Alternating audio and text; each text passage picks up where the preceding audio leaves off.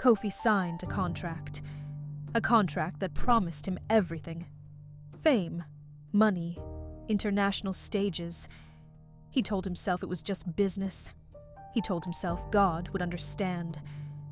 But some doors, once opened, cannot easily be closed, and heaven had already seen what was waiting on the other side. Within 3 months of signing, everything Mr. Emmanuel promised came true. Kofi's first single dropped on a Friday. By Sunday, it was #1 in Ghana. By Wednesday, it was trending across Africa. His phone never stopped ringing. Radio stations, television interviews, brands wanting his face on their products. He moved out of the one-room apartment in Tema.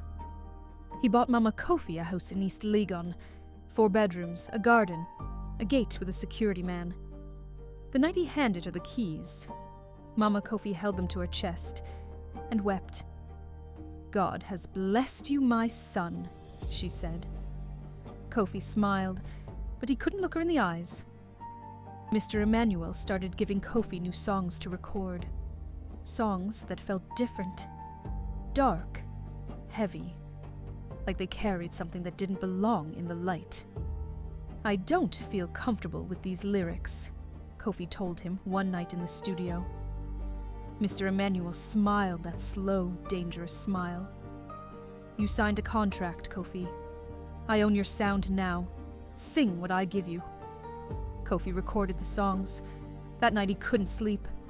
He lay in his expensive bed in his expensive apartment and felt empty, like something had been taken from him in that studio. Something he couldn't name. Then the strange things started. First, it was small. Kofi would wake up at 3 a.m. hearing music that wasn't there. Dark melodies.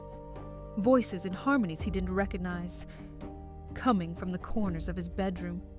He told himself it was stress, too many late nights, too much pressure. Then Mama Kofi called. "Kofi, I don't know how to tell you this, but I went to the doctor today. They found something in my chest." Kofi drove to her house that night. He sat beside her on the bed and held her hand. The same hand that had cleaned offices at night so he could go to school.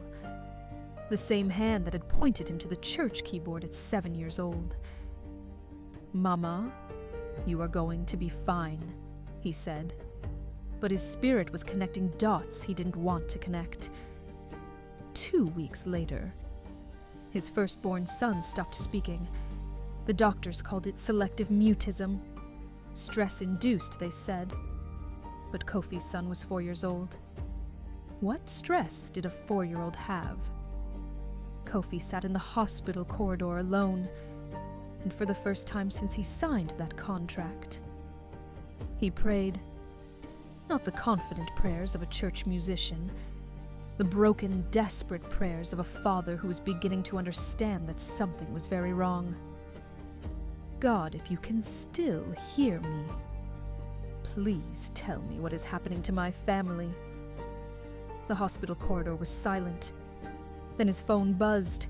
A message from a number he didn't recognize. It said simply, "The contract has a cost, Kofi. Read Clause 7 again. All of it this time. Not just the parts Mr. Emmanuel showed you." Kofi's hands went cold. He drove home. He found the contract. He turned to Clause 7. And there, below the paragraph about spiritual affiliations, was another paragraph. One he had never seen before, as if it had appeared after he signed.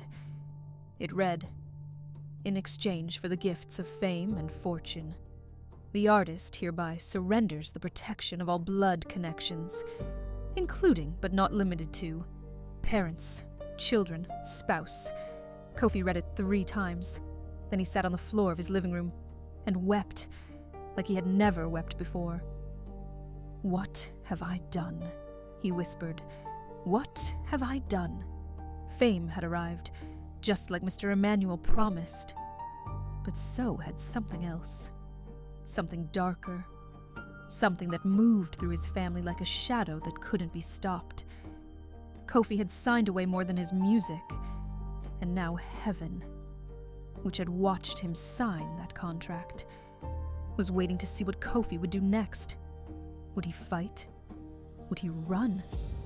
Or would the price of fame finally break him completely?